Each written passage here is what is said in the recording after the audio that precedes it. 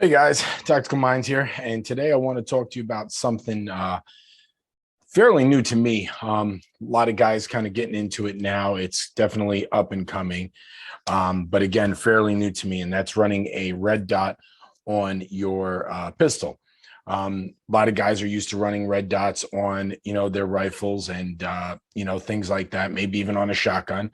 But, not a lot of us are used to running red dots on rifles. They're definitely up and coming, a lot more shooters using them, definitely a lot of competition shooters, stuff like that. And I just recently picked up my first red dot about a month or two ago and put in some time at the range last weekend with it. And I kind of want to tell you some of my thoughts about it, some of the advantages and disadvantages, and some of the things that you should know if you are going to get into, mounting a red dot on your pistol. So that being said, as always, guys, please, if you like the video, just give it a like. Would appreciate a comment. Some people have been commenting on the videos lately, and I've been trying to answer everybody back. Really appreciate that. Appreciate all new subscribers. Keep subscribing, share with your friends if you like this video, all that good stuff, help boost it up. Really appreciate it. And please give a listen to the podcast, Tactical Minds, Raw and Unfiltered. I'll put another link to it in here. But anyway, without further ado, let's go ahead and get into it. So this particular red dot that I picked up a few weeks ago is a Hollow Sun. Now, as you can see, it adds a little profile to the top of the weapon. This is the Canik Mete SFX. If you haven't seen my video on this, go back and watch it. I'm going to do a full review on this. This is I did a video on this versus a Glock. This has become my new favorite everyday carry weapon. Somebody recently asked me if I would everyday carry this. It is a little long, but slim profile overall, much slimmer than a Glock, and I feel very comfortable. But anyway, do a video review on that another time. So this particular optic I have on here is the Hollow Sun, and as I said, adds a little profile to the top, but doesn't add a whole lot. So this one is this one here. This is the Hollow Sun. Oh, get that straight there. The HS407K. HS407K. If you can see that, I know it's not picking up. There we go. There it goes. Right. So this one, I want to say was about maybe 150, something like that. It's not incredibly expensive. So far, it's been a great optic for me. It's got a 6 MOA dot CR1632 battery, which is kind of one of those standard little, flat circle disc batteries. 50,000 hour battery life, setting at 6. I'm not affiliated with Hollow Sun or anybody else. You guys know, if you've been watching my channel, I don't get paid or any of that stuff. Don't do advertisements. I'm still on law enforcement on the job. This is just something I do in my spare time. Just telling you what's on this optic. 12 brightness settings. Does say that it is night vision compatible. It says miniaturized to fit a pocket carry pistol, whatever that means. If you guys watch this channel, I'm a fan of full size pistols. Locking function, motion sensor, all this good stuff. One thing this does have, though, that I went with the Hollow Sun because of, and I really like, is this has what's called the shake awake. So this red dot can always, you can always keep the optic on. It'll stay on at all times, okay? Now, you can mess with the settings a little bit to change it, how long you want to have it go dormant, but the optic will always stay on. And basically what will happen is at the lowest setting, which is what I have it set at, after 5 minutes of in use, the optic, the red dot will fade away. The optic will turn itself off. Now with the shake awake, what that happens is you can have this be a bedside gun or your carry gun, whatever, right? And this thing is sitting here. And like I said, as it's sitting dormant for 5 minutes, before we do, show you guys clear. Okay. So this thing can sit dormant for about 5 minutes and it'll turn off. So it reserves the battery life, right? But if you go to grab it, draw, or anything like that, it's going to automatically, as you grab and go into a shooting position, it's going to automatically turn that optic on to the last bright setting that you had it on. I personally run it a little mid-range, but it's up to you. Some guys run it brighter, some guys like to run it darker. But anyway, so what are the advantages of this versus iron sights? Now I'm going to tell you, I have been old school with pistols for a long time. Okay. I've been a big advocate of you don't need a red dot on a pistol, just iron sights. And I still do believe you don't need a red dot. Iron sights are great. And I think you should learn with iron sights, just like I think you should do with a rifle. I think when you get a rifle, especially if you're a new shooter, you should absolutely earn iron sights. learn iron sights, excuse me, before start moving to an optic, because the optics are great, right? Optics are great. There's a lot of good stuff you can do with this. Technology is great, and as it advances, we're getting better and adapting and becoming better shooters. And I think that's great. But technology has a place, okay? And technology ultimately can and will fail. And when that happens, if you don't know how to shoot with iron sights, whether it be on your handgun, whether it be on your rifle, whether it be on your shotgun, whatever, if you don't know how to use iron sights, you're going to have a problem. So always learn on iron sights first, my personal opinion, and then, start moving up to technology. But so what are the things with the red dot? Some things I noticed. Like I said, I took this to the range this weekend and really put in some work on this. Had to sight it in because, again, guys, remember, it's a red dot, whether it's on a pistol or it's on a rifle, okay? You can't just grab one of these things, throw them on your weapon, whether it be, again, pistol, rifle, whatever. You can't just grab one of these things, throw them on a weapon, and expect it to do what you need it to do, okay? You have to take this thing out to the range, and you have to sight it in. And if you don't know how to zero in and what distance is a zero in, did a video on that before too, and we can do another video on that. But go ahead. You got to get to the range. You got to zero this thing in. Don't just grab an optic and think because it's $1,000 optic, $500 optic, whatever, slap it on your weapon and think, you're fucking John Wick and you're ready to go. Because that's not how it works. I promise you. If you do that, you're going to get into a situation, you're going to be fucked. Okay. So get to the range, sight this thing in, especially before you start carrying this weapon. Okay. Now, one thing that I like about this weapon is if you notice, the red dot is mounted just far enough forward of the rear aperture sight. Now, some red dots on some pistols, you do have to remove the rear aperture to put them on there. On this particular model, as I understand, that used to be that way, but there were some customer complaints, and Canik listened to their customers, and they updated it to where they moved the optic cut a little bit far forward. Now you can have your rear aperture sights with your front sight. Now, why is that important? Because that allows you to co-witness, right? So if you're sitting there and you're going through and your red dot fails, you still have the rear sight and the front sight, and you can still line it up and you can see through that glass, and you can still be able to use your iron sights. Again, granted that you even know how to use your iron sights, which is why, like I said, get used to using your iron sights. So, one quick thing about this, right? So take this to the range. Understand if you are going to run an optic and everyday carry, you are going to need a different holster. But a lot of holster companies make holsters. Almost everybody does now, makes holsters for people that are carrying red dots, okay? So first things first, when you get to the range, understand that when you're going to do a press check on this, okay, there's a couple of ways of doing it. Now, if you have serrations in the front, like this one, you can go ahead and you can kind of do it from the front there. Take a look down the barrel, okay? And if you're going to do it from the rear, which you can, I would just don't grab it on top of the optic, okay? Grab it from behind the rear, back here, behind the optic or whatever. Understand this glass here, especially on this hollow sun one. I understand there's some that are better, but on this one, it does tend to smudge up. And it does come with a little cloth, which I would always carry with me, but it will smudge up. So don't go grabbing onto the glass, okay? Either grab in front of it or grab behind it. Don't go grabbing onto it when you want to do your press check. So what are a couple things about the red dot?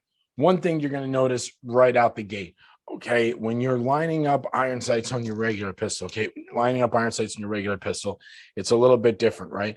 You're sitting there, you're getting that good front sight post in between those two things, okay? And if you've been shooting iron sights for a while, you're going to notice that that's going to be, again, clear. You're going to notice that's going to be kind of where you're used to doing it. Your natural point of aim is going to fall in the same place because you're used to it with your iron sights. One thing you will notice with a red dot, and I noticed right off the rip, is that when you go to sight this thing in, you go to put it there, you're going to find the first at least several hundred times you do it, you're going to put it there and you're going to sit there and you're going to be moving your head around and searching for that dot and trying to find that dot, okay? Because it is different shooting with the dot than it is with this. So one thing that I recommend, and what I do like about the red dot, is it kind of forces you, for your natural point of aim, it forces you to put yourself in a better shooting position. And as far as what I mean by that is that a lot of guys, when they're shooting a pistol, a big problem that a lot of guys have, I used to have this problem too, is that, instead of bringing the weapon to your workspace and bringing it up to where your eye is, to where you can see it, a lot of guys tend to draw their weapon, put their natural point of aim, and then adjust their eyes to it, okay? That's not what you want to do. You want to bring the weapon to your eye and not bring your head to the weapon. Okay. So one thing with this is it really does force you to bring this optic and bring that red dot to your eye versus bringing your eye to the weapon. Because if you bring your eye to the weapon, you're going to be searching all around and it's going to kind of throw you off. So what I would suggest is before you start going to the range, put in some dry fire work at home and especially put in some draw work, right? So first time you punch out, you're going to notice it's going to take a minute, okay? Once you do acquire that, you're going to notice what it's also going to force you to do is see what eye dominant you are, okay? So with me being right eye dominant as I'm a righty, this really forces me to bring it up to my right eye a lot more as opposed to kind of drawing it to the center, okay? So you're going to take a second to kind of notice where that red dot is. Once you do that, okay, then it's just going to be a matter of putting in the repetition. If you sit here, what I would do is bring it out to like a pistol ready, and then a couple of times sit there and then just punch out and then keep punching out and find that red dot. Keep punching out and find that red dot. The more times you do it, the more repetitions you do it, the more your natural point of aim is going to bring you right to that red dot. And that's what you really want. You want that natural point of aim. So when you are in that situation and you're drawing and you're coming out, you want that red dot to be right where you want it. Okay. So that's something that definitely you need to put some work in to get used to it. It's a great tool. It really is. And I really do enjoy it, but it does take some work, guys. So you got to put work into it, just like you got to do with anything. Work and training, that's what's going to make you a better shooter, right? So another thing with a red dot, you're going to notice that with iron sights, when you're shooting with iron sights, your iron sights look, unless you've just been drinking all freaking night or had 15 cups of coffee, your iron sights are maintaining fairly, sharp. They're staying kind of right where you put them, right? You're going to notice with a red dot, it's going to feel like you got fucking Parkinson's. It's going to look like you're shaking like a leaf. And it's what your natural body movement does. Your natural movement is shaky, and it feels that way with iron sights too. You just don't notice it with iron sights because you're looking at something that's kind of stable, a stable platform, right? With the red dot, you're looking through that reflex sight, and that dot is kind of moving all around a little bit. So you have to get what's called an acceptable point of aim, okay? If you're sitting there and you're holding and you're waiting for that red dot to balance perfectly still on the target, it's going to take a while to do that. So what you got to do is you got to kind of get it to where it is, and you're kind of almost floating it on that target, and then you're putting the rounds down range. It takes a little bit to get used to, but once it does, it is faster. Now, another thing that I do like about the red dot that I noticed is right off the rip. You see today, a lot of guys are teaching, especially when it comes to shooting your rifles, right? And this is what they're training in the military a lot now. When it comes to shooting with your rifles, it's keeping both eye open, right? Because when you have one eye closed, obviously your peripheral and your other eye is taken away, right? And something that I learned is that actually you have more cones and rods going into your peripherals than you do into the front of your eye. So you actually have more image coming through the side of your eye image through your peripherals again than you do to the front of your eye. So you really want to keep those peripherals again, obviously for situational awareness purposes, right? Because if there's something coming off to this side or, something happening or another subject coming into the view or whatever, you want to be able to see that. And if you got your eye closed, you're not going to be able to see that, right? So with iron sights, you really do need to keep your eyes closed. And it takes a lot to train out of it. But with this, that's one thing that I noticed right off the rip is that you really can shoot both eyes open. And that also allows for another thing, and that is quicker transition shooting. So because both eyes are open, you're able to track targets a lot easier, right? So you're able to go from one to the other target because your left eye, right? Your other eye is already tracking another target, and this eye is seeing out of this peripheral. So you're already tracking multiple targets. So if you need to move, you can just engage without your eye having to open up and pick up that target. You're able to transition from target to target a lot faster. Again, it does take work, but once you do, it is going to be able to allow you to transition for targets faster. Now, for competition shooters, obviously that's great because competitions, you're trying to shoot between different targets as fast as you can, right? But for real world applicable scenarios or applicable scenarios, I definitely feel that is a lot much more of an advantage in a gunfight, okay? Because again, you can have one target, and if you got to, you can track right to that other target, and you can see more of what's going on as opposed to having your eyes closed off. So that is another advantage of running your red dot. Now, disadvantages, again, first right off the rip, it's going to be there's a learning curve, and there's a learning curve with anything. Again, if you just go out and buy an expensive gun and expect that you're just going to turn into John Wick overnight. It's not going to happen. Okay. So learning curve with everything, you got to put in the work. You got to put in the repetitions. And I understand ammo's expensive. It's expensive for everybody. Okay.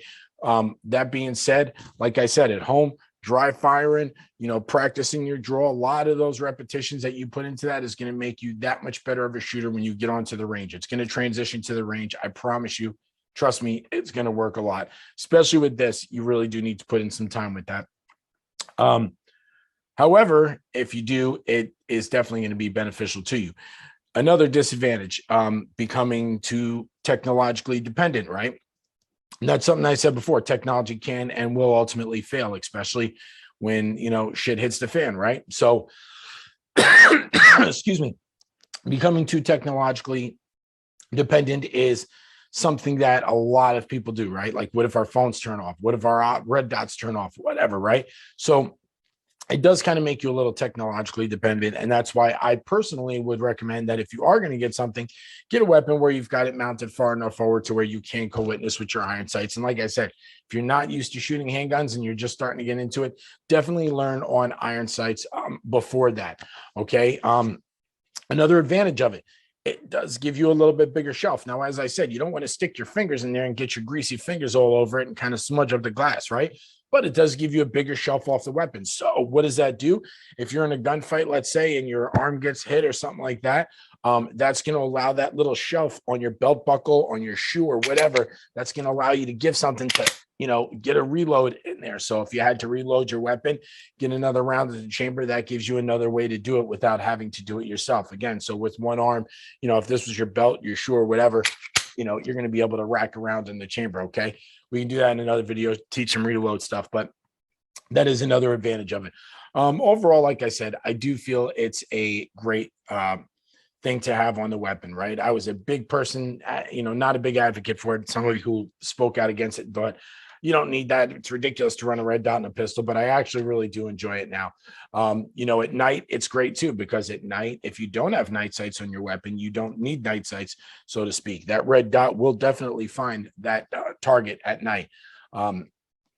So again, there's a lot of advantages. There's some disadvantages to it. There's definitely a learning curve. Do I think it's worth it for the money? Yeah, I do. I am carrying this as my everyday carry now, and I definitely do enjoy it. And as I'm practicing more and more at my red dot, I'm definitely getting better and getting quicker. And I think that it's definitely a worthwhile investment. Again, do you need to get a $300-400 one? I don't think so. I think you can go with something like this. Like I said, the Hollow Sun with the Shake Awake, and I personally like this very much. But there are a lot of good things to it. Again, just like anything else, guys, it's a learning curve, and you need to, practice, repetition, practice makes perfect, all that good stuff, right?